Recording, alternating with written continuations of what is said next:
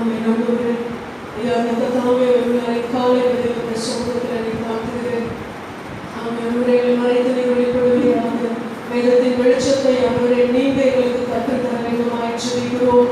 ஆண்டவரே ஸ்தோத்திரம் தகப்பனே, நீங்க பேசும் பொழுது ஆண்டவரே அப்பா ஸ்தோத்திரம், ஒரு சுகம், ஒரு பலன், ஒரு ஆரோக்கியம், ஒரு சௌக்கியம் அதில் கடந்து வரும். இந்த வேளையில் ஆவியானவர் என்னை மறைத்து நீ வெளிப்படுவீராக. ஆண்டவரே, மனிதனின் சத்தத்தை கேட்பதற்கு நாங்கள் இங்கு வரலப்பா. என் ஆண்டவரே சத்தத்தை கேட்கும்படியாக நாங்கள் கூடி வந்திருக்கிறோம். ஆவியானவர் வெளிப்படுவீராக. ஐயா நான் சிறுகவும் நீ மாத்திரம் பெருகும்படியாய் தாழ்த்துகிறவர்களை ஆக்குகிறோம். இயேசுவின் மூலம் ஜெபிக்கிறோம் ஜீவனுள்ள நல்ல பிதாவே. ஆமென். அல்லேலூயா. கடந்த 2 வாரங்களுக்கு முன்பாக ஒரு காரியத்தை நாம் தியானித்தோம். வந்தவங்களுக்கு அந்த சர்வீஸில் வந்தவங்களுக்கு ஞாபகம் இருக்கும் சொல்லி நான் நினைக்கிறேன். பாத்திரத்தை குறித்து சில காரியங்களை நாம் தியானித்தோம். அது எத்தனை பேருக்கு ஞாபகம் இருக்குன்னு சொல்லிட்டாங்க. ஞாபகம் இருக்குன்னு சொல்றவங்க வலையிலே சொல்லலாம். அல்லேலூயா. வீட்டில் இருக்கக்கூடிய பாத்திரம் அல்ல, வேதாகமத்தில் இருக்கக்கூடியதான ஒரு சில பாத்திரங்களை நாம் தியானித்து கொண்டிருக்கிறோம். வீட்டில் இருக்கிற பாத்திரம் எப்பவுமே பத்திரமா இருக்கும். அதை குறித்து யாரும் கவலைப்பட வேண்டியதில்லை. இந்த நாளிலும் வேதாகமத்திலே கர்த்தர் ஒவ்வொரு பாத்திரங்களுக்கும் ஒரு முக்கியத்துவத்தை கொடுத்து அவருடைய அழைப்பு வித்தியாசமாக இருந்தது. சில பாத்திரங்கள் பாடுபட வேண்டியதாக இருந்தது. சில பாத்திரங்கள் கர்த்தர் விரும்புகிற பாதையிலே தங்களை ஒப்பு கொடுக்கக்கூடியவர்களாக காணப்பட்டார்கள் என்று சொல்லி நாம் தியானித்தோம். இன்றைக்கும் அதில் தொடர்ச்சியாக ஒரு 2 காரியங்களை மாத்திரம் தியானிக்கும்படி விரும்புகிறேன். முதலாவது, இதற்கு உதாரணமாக நான் எடுத்துக்கொண்ட நபர், எல்லாவற்றுக்கும் நமக்கு முன்மாதிரியாக இருக்கக்கூடியது யார் என்று சொன்னால் ஆண்டவராகிய இயேசு கிறிஸ்து மாத்திரமே. எனவே இன்றைக்கு அவரை குறித்து சில காரியங்களை நாம் வாசிக்க போகிறோம். எடுத்து வாசிக்கலாம். மார்க்கு எழுதின சுவிசேஷம் 5ஆம் அதிகாரம் 22ஆம் வசனம் முதல் 43ஆம் வசனம் வரை எடுத்து வைத்துக் கொள்ளலாம். இந்த இடத்துல இயேசுவை குறித்து நாம் பார்க்கக்கூடிய ஒரு பாத்திரம் என்ன என்று சொன்னால், அவர் சுகத்தை கொடுக்கிற ஒரு பாத்திரமாக எல்லா விதத்திலுமே அவர் நம்மோடு இருந்து நமக்கு அற்புதங்களையும் அதிசயங்களையும் நம்மை வழிநடத்தக்கூடியவர், நித்திய ஜீவனுக்கு நேராக நம்மை நடத்தக்கூடியவராக இருந்தாலும் இந்த இடத்துல அவரை குறித்து கர்த்தர் எனக்கு கொடுத்த ஒரு காரியம், அவர் சுகப்படுத்துகிற ஒரு பாத்திரமாக அந்த இடத்துல நமக்கு தென்படக்கூடியவராக அவர் காணப்படுகிறார். அல்லேலூயா. அங்கு என்ன நடக்கிறது? ஜெபமாய தலைவரில் ஒருவனாகிய யவீரு என்பவன் வந்து அவரை கண்டவுடனே அவர் பாதத்தில் விழுந்து, என் குமாரத்தி மரண அவஸ்தைப்படுகிறாள், அவள் ஆரோக்கியம் அடையும்படிக்கு நீர் வந்து அவள் மேல் உமது கைகளை வையும், அப்பொழுது பிழைப்பாள் என்று அவரை மிகவும் வேண்டிக் கொண்டார் என்று சொல்லி நாம் பார்க்கிறோம். ஒரு ஜெப ஆலய தலைவனுடைய ஒரு மன வேதனை என்ன? தன்னுடைய குமாரத்தி மிகவும் மரண அவஸ்தைக்குள்ளாகப்பட்டு கொண்டிருக்கிறார். அவள் எப்படியாகிலும் அந்த மரண அவஸ்தையிலிருந்து வெளியே வர வேண்டும், சுகம் கிடைக்க வேண்டும் என்று சொல்லி ஜெப ஆலய தலைவன் என்று சொல்லி இதில் நாம் வாசிக்கிறோம். ஒரு உயர்ந்த ஸ்தானத்தில் அவர் காணப்பட்டாலும் தேவனுடைய பாதத்திலே தன்னை தாழ்த்தக்கூடியவராக அவர் காணப்படுகிறார். அல்லேலூயா. இன்றைக்கு நம்முடைய வாழ்க்கையில இப்படிப்பட்ட மரண அவஸ்தைகள் அல்லது வேதனைகள் எதுவாக இருந்தாலும் முதலாவது அவருடைய பாதத்திலே நாம் வரும் பொழுது நம்ம எந்த சூழ்நிலையில் இருந்தாலும் நம்மை தாழ்த்தி அவரை நோக்கி நாம் பார்க்கும் பொழுது கண்டிப்பாக அந்த இடத்துல ஒரு அற்புதத்தை அவரால் செய்ய முடியும். அல்லேலூயா. இந்த இடத்துல 2 சம்பவங்களை நாம் வாசிக்க முடியும். ஒன்று, 12 வருஷமாய் பெரும்பாலுள்ள ஒரு ஸ்திரீ. இரண்டாவது, 12 வயதே ஆன அந்த மகளுடைய மரண அவஸ்தை. அல்லேலூயா. ஒரு சம்பவத்தை தொடர்ந்து இன்னொரு சம்பவம் அதில் வருவதை நாம் பார்க்க முடியும்.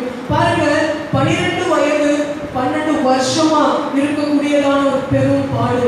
அவள் சின்ன பெண், இவர்களோ பெரியவர்களாக காணப்படுறாங்க. அப்ப அந்த 2 பேருக்குமே ஒரே நேரத்துல அவர் அற்புதத்தை செய்யக்கூடியவராக அந்த இடத்துல காணப்படுகிறார். அல்லேலூயா. ஒருவேளை நம்முடைய வாழ்க்கையிலும் அவர் எப்படிப்பட்ட சூழ்நிலையில இருந்தாலும், நாம் எப்படிப்பட்ட சூழ்நிலையில காணப்பட்டாலும் தேவனுடைய சமூகத்தில் வரும் பொழுது நம்மை தாழ்த்தி அவரை நோக்கி கூப்பிடும் பொழுது ஒரு அற்புதம் அல்ல, 2 அற்புதங்களை அதற்கு மேலாகவும் அவர் செய்யக்கூடியவராக அவர் காணப்படுகிறார். எனவே இந்த இடத்துல அவர் ஒரு அற்புதத்தை செய்யும் பாத்திரமாக கர்த்தருடைய வார்த்தை நமக்கு வருகிறதை நாம் பார்க்க முடியும். அது மாத்திரமல்ல, அதே மார்க்கு எழுதின சுவிசேஷம் 16ஆம் அதிகாரத்துல நாம் பெரும்பாலான இதே சம்பவம் அதிலும் வருது. பாருங்க, தன்னுடைய வாழ்க்கையில 12 வருடமாய் மிகுந்த பலவீனத்தின் மத்தியில காணப்பட்டாலும் இயேசுவின் வஸ்திரத்தை தொட வேண்டும்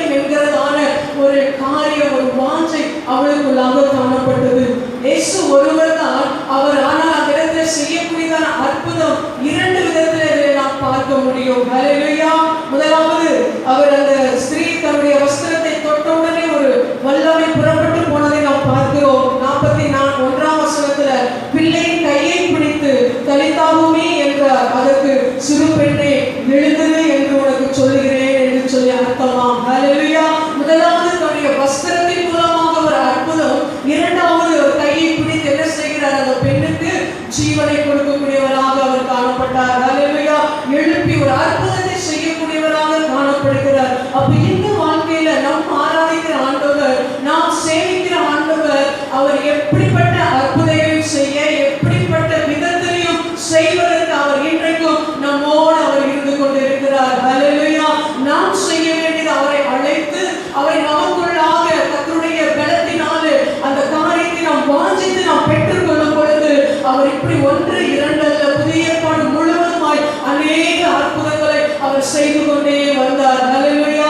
அதையெல்லாம் நம்ம எடுக்கணும்னு இன்றைக்கு நாம் நேரம் பார்த்தாது. ஆனால் இந்த ஒரு காரியத்தை ஆவியானவர் உணர்த்தினபடியினாலே இதை மாத்திரம் உங்கள் மத்தியில் நான் சொல்லும்படியாக விரும்புகிறேன். வஸ்திரத்தை தொட்டவுடனே சுகம் கிடைத்தது. அந்த சிறுபிள்ளை எழுந்தது என்று சொல்லி அவர் சுகத்தை ஒரு ஜீவனை கொடுத்து எழுப்பின தேவன் இன்றைக்கும் அவர் நம்முடைய சரீரத்தில் எத்தனை ஆண்டுகளாய் பாடுகளும் பிரச்சனைகளும் மாறாத வியாதிகள் காணப்பட்டாலும் அவருடைய சமூகத்தில் நம்மை தாழ்த்தி அவரை நோக்கி பார்க்கும் பொழுது உண்மையாகவே அற்புதத்தை செய்கிறவராய் இந்த நாட்களிலே அவர் நம்மை வழிநடத்த போதுமானவராய் இருக்கிறார். ஹல்லேலூயா. அது மாத்திரமல்ல, அடுத்ததாக ஒரு பாத்திரத்தை குறித்து வாசிக்கும் போது யோவான் எழுதின சுவிசேஷம் 19ஆம் அதிகாரம் 29ஆம் வசனத்தை நாம் வாசிக்கலாம். அங்க ஒரு பாத்திரத்தை குறித்து நாம் வாசிக்க முடியும். ஆடை நிறைந்த பாத்திரம் அங்கே வைக்கப்பட்டிருந்தது. அவர்கள் கடற்காரனை காடைகளை கொடுத்து ஈசோப்பு தண்டில் மாட்டி அவன் வாயிலிடத்தில் நீட்டி கொடுத்தார்கள். ஆமென். இந்த இடத்துல ஒரு பாத்திரம் என்ன என்று சொன்னால் காடி நிறைந்த ஒரு பாத்திரம். யோவான் எழுதின சுவிசேஷம் 19ஆம் அதிகாரம் 29ஆம் வசனம். பாத்திரங்கள் அநேகம் நாம் பயன்படுத்தினாலும் ஒவ்வொன்றுக்கும் ஒரு பாத்திரத்தை நம்ம வைத்திருக்கிறோம். சில பாத்திரத்தை நாம் ரொம்ப விரும்பி என்ன செய்வோம், அந்த பாத்திரத்தை அதிகமாய் நாம் உபயோகப்படுத்துவோம். சில பாத்திரத்தை பத்திரமா வச்சுக்குவோம், ரொம்ப நாளைக்கு அது பத்திரமா வர வேண்டும் என்று சொல்லி. ஆனால் இங்க ஒரு பாத்திரத்தை நம்ம பார்க்கிறோம், காடி நிறைந்த கசப்பு நிறைந்த ஒரு பாத்திரம். இந்த கசப்பான பாத்திரத்தை யாரும் என்ன செய்ய மாட்டோம், விரும்ப மாட்டோம். உதாரணத்துக்கு ஒரு நாள் பாவக்காய் குழம்பு நம்ம வீடுகளில் இருக்கும் என்று சொன்னால் கண்டிப்பா அன்றைக்கு அந்த பாத்திரத்தை யாரும் என்ன பண்ண மாட்டாங்க, அதிகமாக விரும்புவது கிடையாது. ஏன், கசப்பு. ஆனால் அதில் அநேக மருத்துவ குணங்கள் உண்டு. ஆனால் ஒரு சிலர் அந்த காரியத்தை விரும்ப மாட்டாங்க. ஆனால் இந்த இடத்துல நம்ம வாசிக்கும் பொழுது ஆண்டவராகிய இயேசு கிறிஸ்துவினுடைய பாடு மரணத்தின் நேரத்தில் சிலுவையில் இருக்கக்கூடியதான அந்த சூழ்நிலையில் அவருக்கு ஒரு பாத்திரம் கொடுக்கப்படுகிறது. அந்த பாத்திரத்துல என்ன இருந்துச்சுன்னு சொன்னா காடி என்று சொல்லி நாம் வாசிக்க முடியும். அவருடைய பாடு மரணங்களை நாம் தியானிக்கும் பொழுது அநேக மகத்துவங்களை கர்த்தர் எழுதி கொடுத்திருந்தாலும் இந்த நாட்களிலே அந்த கசப்பான காரியங்கள் அல்லது நம்முடைய வாழ்க்கையில் இருக்கக்கூடிய எல்லா கசப்பான காரியங்களில் இருந்து நாம் விடுதலை பெற வேண்டும் என்பதற்காக அவர் சிலுவையிலே அந்த கசப்பான காடியை அவர் ஏற்றுக்கொண்டவராக அவர் அன்றைக்கு காணப்பட்டார். ஹல்லேலூயா. இன்றைக்கு நம்முடைய வாழ்க்கையில் அநேக பாடுகள் அல்லது வெறுப்பு கசப்பு நிறைந்ததான ஒரு சூழ்நிலையை நாம் கடந்து போய் கொண்டிருந்தாலும் அதிலே நாம் இருந்துவிட வேண்டும் என்பது ஆண்டவருடைய விருப்பம் அல்ல. ஏனென்று சொன்னால் அந்த வெறுப்பு நிறைந்த கசப்பு நிறைந்த வாழ்க்கையிலிருந்து நாம் மகிழ்ச்சியான வாழ்க்கைக்கு வர வேண்டும் என்பதற்காக தான் அவர் அந்த கல்வாரி சிலுவையிலே அந்த கசப்பான காரியத்தை தானே அவர் ஏற்றுக்கொண்டவராக அவர் காணப்பட்டார். ஹல்லேலூயா. ரூத்தின் புஸ்தகம் 1ஆம் அதிகாரம் 20ஆம் வசனத்தில் வாசிக்கும் பொழுது நகோமியின் வாழ்க்கையில் ஏற்பட்டதான ஒரு கசப்பான ஒரு அனுபவம், தன்னுடைய பிள்ளைகள் தன்னுடைய கணவர் இறந்து போனதான ஒரு கசப்பின் அனுபவம். மறுபடியும் அவங்க திரும்பி வரும்போது அவங்க சொல்றாங்க, அந்த வசனத்தை வாசிக்கலாம். 1ஆம் அதிகாரம் 20ஆம் வசனம். அதற்கு அவர், நீங்கள் என்னை நகோமி என்று சொல்லாமல் மாறா என்று சொல்லுங்கள். சர்வ வல்லவர் எனக்கு மிகுந்த கசப்பை கட்டளையிட்டார் என்று சொல்லி. ஹல்லேலூயா. தன்னுடைய வாழ்க்கையில அந்த கசப்பான வேதனையான அனுபவங்களை அனுபவித்து வரும் பொழுது அவள் சொல்லுகிறாள், என்ன சொல்லாதீங்க, நகோமி என்று சொல்லாதீங்க, மாறா கசப்பு என்று சொல்லுங்க என்று சொல்லி அவள் அந்த இடத்துல சொல்லக்கூடியவளாக அவள் காணப்படுகிறாள். ஒருவேளை இன்றைக்கு நம்முடைய வாழ்க்கையில் அந்த கசப்பின் அனுபவங்கள் காணப்படும் என்று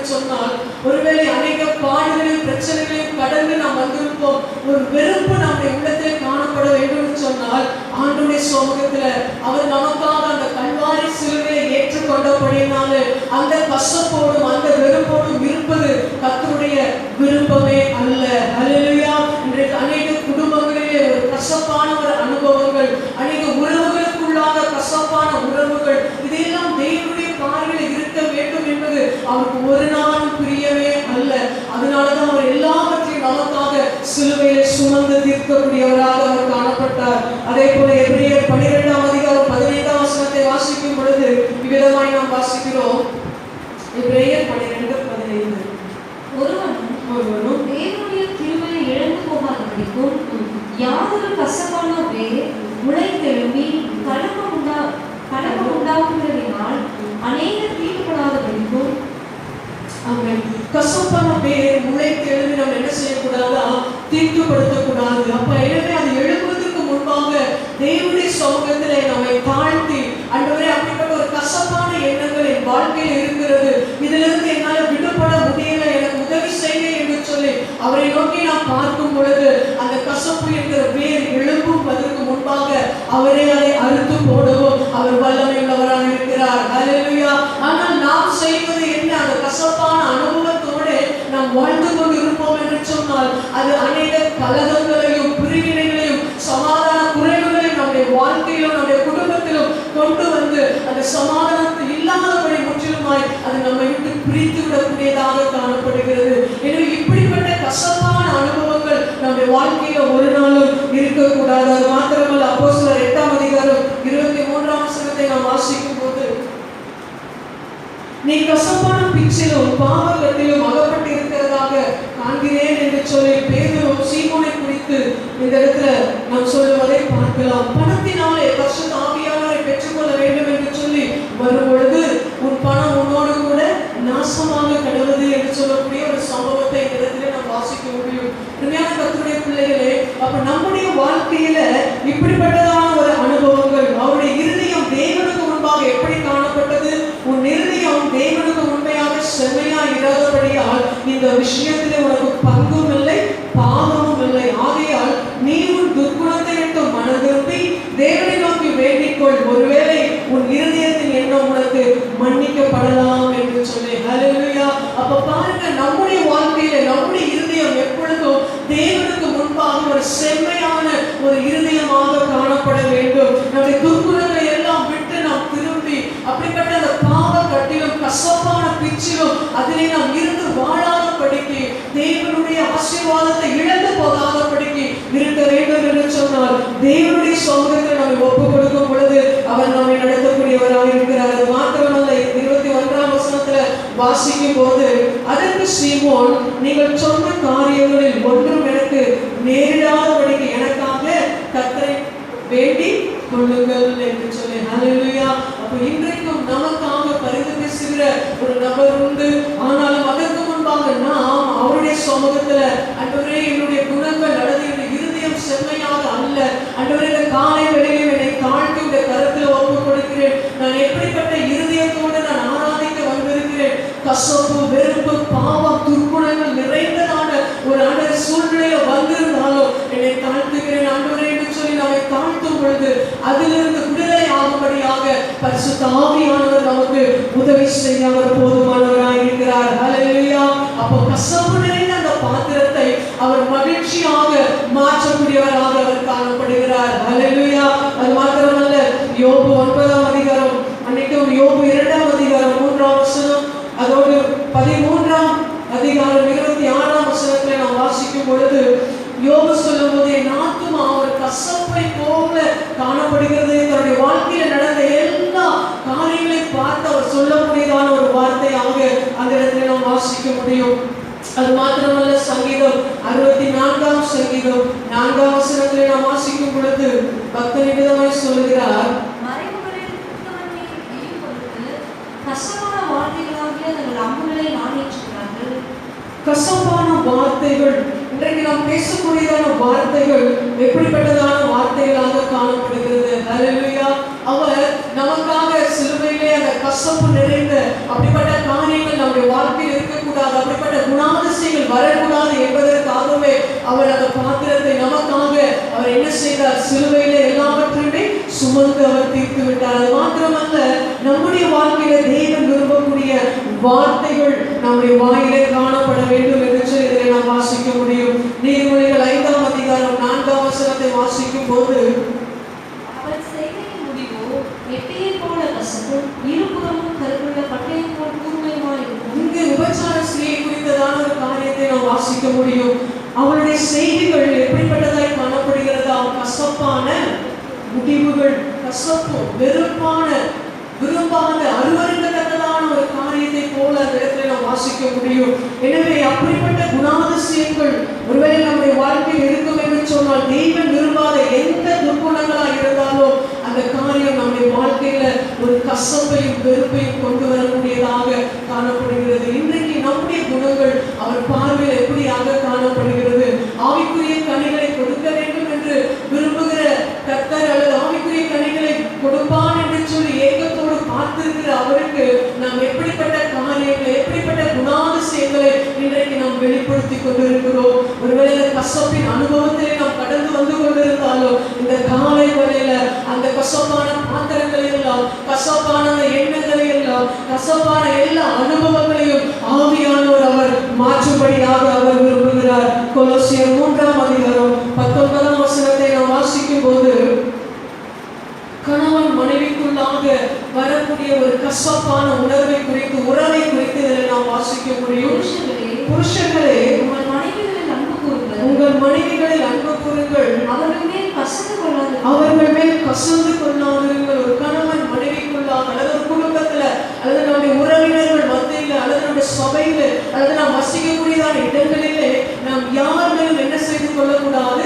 கசந்து கொள்கிற ஒரு அனுபவம் நம்முடைய வாழ்க்கையில ஒரு நாளும் இருக்கக்கூடாது. ஹல்லேலூயா. ஒருவேளை அப்படிப்பட்டதான இருதயத்தோடு நம்முடைய உறவினர்களாக இருக்கலாம், நம்முடைய நண்பர்களாக இருக்கலாம், ஒருவேளை நியாயமான காரியங்கள் காணப்படலாம். ஆனாலும் தேவனுடைய சமூகத்தில் நாம் அதை செபித்து ஒப்பு கொடுத்து, ஆண்டவரே இப்படிப்பட்ட எண்ணங்கள் எனக்குள்ளாக எழுப்பிக் கொண்டு இருக்கிறது, இந்த பாவ கட்டிலும் கசப்பிலும் அல்லது இந்த கசப்பின் பீச்சின் அனுபவத்திலிருந்து என்னை விடுதலை ஆகும் என்று சொல்லி தேவனுடைய சமூகத்தில் நம்ம ஒப்பு கொடுக்கும் பொழுது அந்த கசப்பான அனுபவங்களை அவர் மகிழ்ச்சியாக மாற்றும்படியாக விரும்புகிறார். ஹல்லேலூயா. இன்றைக்கு நம்முடைய வாழ்க்கையில இப்படிப்பட்டதான கசப்பான பாத்திரத்தின் அனுபவங்கள் நம்முடைய வாழ்க்கையில் இருக்கும் என்று சொன்னால் தேவனுடைய சமூகத்தில் நம்மை ஒப்பு கொடுத்து, ஆண்டவரே இந்த காலை வேளையில் கிருபை செய்ய என்று சொல்லி நம்மை தாழ்த்தும் பொழுது அவர் நமக்கு உதவி செய்ய அவர் போதுமானவராக இருக்கிறார். ஹல்லேலூயா.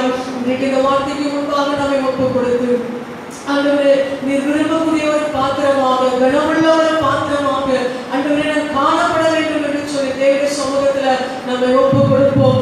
அவருடைய வழி சமீபமாயிருக்கிறபடினால இந்த கொரோனா நாட்களில் இன்னும் அதிகமாக தேவனுடைய சமூகத்தில் நாம் நேரத்தை செலவழித்து ஜெபித்து அவரோடு உறவாடி அவருடைய அன்பையும் அபிஷேகத்தையும் நாம் பெற்றுக்கொண்டு அவருக்காக ஜீவனுள்ள சாட்சிகளாக இருக்கும்படியாக இந்த காலைகளில் கர்த்தர் நமக்கு அப்படியாய் உதவி செய்வாராக. ஹல்லேலூயா. ஒருவருக்கொருவர் மனஸ்தாபங்கள், முறுமுறுப்பு அல்லது கருத்து வேறுபாடுகள் எதுவாக இருந்தாலும் தேவனுடைய சமூகத்தில் அறிக்கையிட்டு, ஆண்டவரே அப்பா இந்த காரியத்திற்கு மன்னிங்க, என்னை சமாதானத்தினால நிரப்புங்க, உங்க வருகையில நான் கைவிடப்பட்டு விடக்கூடாது, அந்த ரகசிய வருகையில நான் ஆண்டவரே அப்பா ஆண்டவரே எடுத்துக்கொள்ளப்பட ஆண்டவரே என்னிடத்தில் எந்த ஒரு தடையும் இருக்கக்கூடாது என்று சொல்லி நம்மை தாழ்த்தி நம்மை ஒப்பு கொடுக்கும் பொழுது எல்லா கசப்பான அனுபவங்களை மாற்றி மகிழ்ச்சியான ஒரு பாத்திரமாய் மாற்ற அவர் போதுமானவராக இருக்கிறார். ஹல்லேலூயா. மாறாவின் தண்ணீரை மதுரமாக மாற்றின தேவன் இன்றைக்கு நம் மத்தியில் உலாவிக் கொண்டிருக்கிறபடியினால் நாம் கடந்து வந்த பாதைகள் ஒரு மாறாவின் அனுபவமாக, கசப்பான